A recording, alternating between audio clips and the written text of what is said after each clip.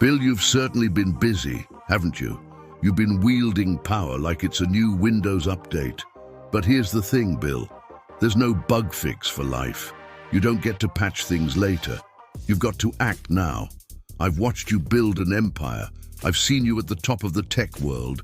And believe me, those conference speeches, they're something. But my son, there's more to this life than making operating systems and being the guy who's still using PowerPoint for world domination plans.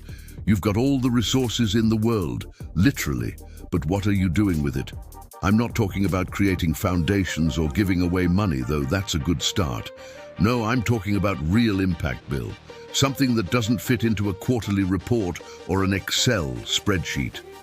Let me remind you of something simple, something even more important than cloud computing. For what does it profit a man to gain the whole world, yet forfeit his soul? Mark 8:36. That's not a rhetorical question, Bill. I'm asking you. Because that's what you've been chasing, right? The world. And you've pretty much got it in your back pocket. But what have you done for your soul lately? You see, wealth and power have a funny way of distorting reality. You start believing that everything can be solved with a well-funded project or the right algorithm. But there are no algorithms for righteousness, Bill. No software can download empathy, compassion, or love. Those things have to be built the old-fashioned way, by changing yourself from the inside out. I'm not saying give it all away and live in the wilderness eating locusts, though John the Baptist did that, and it worked out fine for him.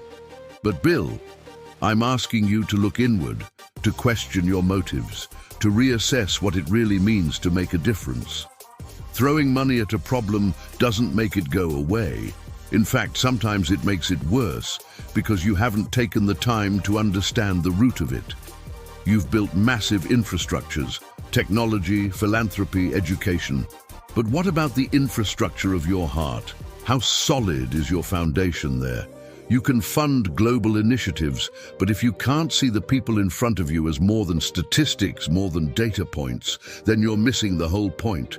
Bill, let's talk about power, because you've got it, loads of it.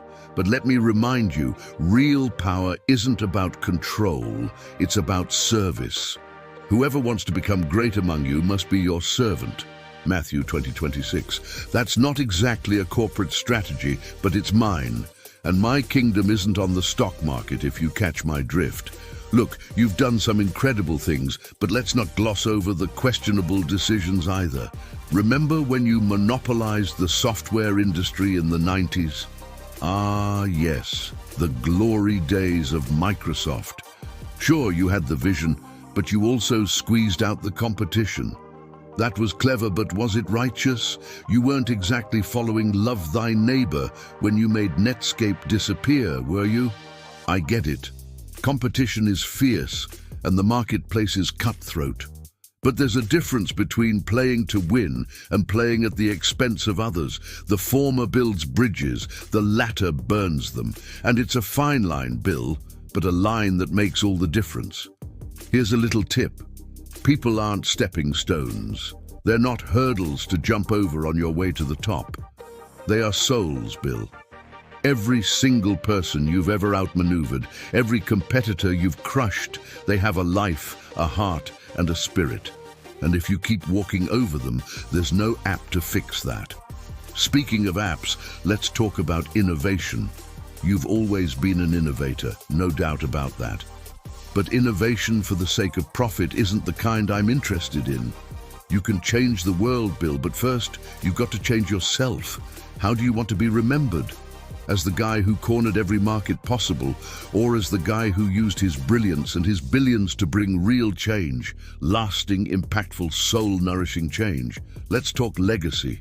That's something you probably think about, right? All the money you're giving away, the programs you're setting up, the institutions with your name on them. But listen, legacy isn't about your name. It's about what you leave behind in the hearts of others. Bill, you've got enough buildings with your name on them, but what about the people who barely know your face, let alone your heart? How are they going to remember you? And Bill, I have to bring this up. The whole patents on life-saving drugs thing? Yeah, that wasn't exactly walking in my footsteps. There's a difference between making a living and keeping others from living. You've got enough wealth to make sure that life-saving medicine is available to everyone. I know you're thinking in terms of sustainability and scaling solutions, but Bill, scaling salvation is a lot more important. You can't price tag mercy, my friend. So, here's my suggestion. Let's switch operating systems. You've been running on a version of success that's all about accumulation of wealth, power, influence. I'm offering you an upgrade. The system of compassion. It's an open source solution, free for all. And it doesn't need constant updates because it's been working perfectly since the beginning of time. You just have to install it in your heart. I know, you're a numbers guy. So here's a figure for you. How many lives have you really touched, Bill? Not through grants or donations, but through real, meaningful engagement. I'm talking about personal impact, one-to-one. There's no shortcut for that. You can't automate compassion, you can't program in empathy, and trust me, I've tried. You can't code salvation. You've got all these brilliant ideas about fixing the world, which is great, but maybe it's time to focus on fixing something a little closer to home, your soul. You've done the math, you've crunched the numbers. Now let me give you the divine equation. Love plus service equals eternal impact. Bill, do you remember when you said you wanted to improve the world through technology? Well, I admire that ambition, but technology alone isn't going to save anyone. Look at it this way. If Wi-Fi could save souls, do you think I'd have spent all that time walking across deserts and seas? You've been trying to solve problems from a distance, Bill, and while that's commendable, it's time to get a little more hands-on. Compassion doesn't have a user interface, and there's no code to write that'll automatically feed the hungry or clothe the poor. That's going to take you personally. And Bill, let's talk about this whole obsession with control. You like being in control, don't you?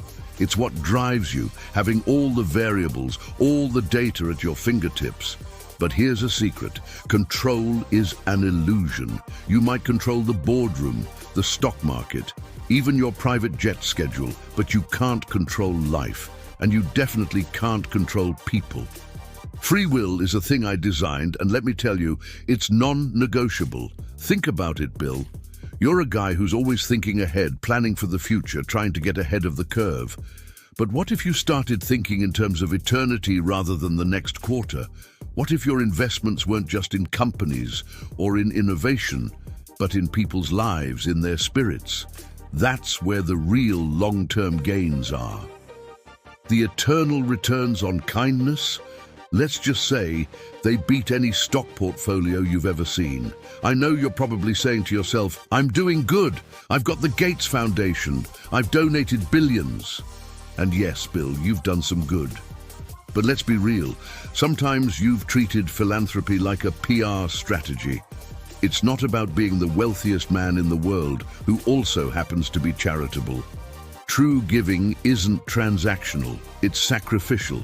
It's about giving not because it looks good or because it's expected, but because it's the right thing to do. It's about feeling the pain of others, not just funding their recovery.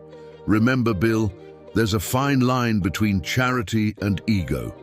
Sometimes the greatest act of charity is simply listening, being present, and giving your time. You can donate all the money in the world, but if your heart isn't in it, if you're not really seeing the people you're helping, then it's just another transaction. And I think you know by now that life isn't just a series of transactions. You've spent a lifetime mastering the art of business, but now it's time to master the art of mercy. Mercy doesn't come with a cost-benefit analysis. It doesn't care about market share or shareholder value. Mercy just is. It's freely given and it's freely received. But it requires you to step down from your tower of control, to look into the eyes of the people around you, and to really see them, not as problems to be solved, but as souls to be loved. So, Bill, here's what I'm saying. You've got all the tools you need to make a real difference, but the biggest difference you can make starts with your heart. And don't worry, I've got the perfect blueprint for you.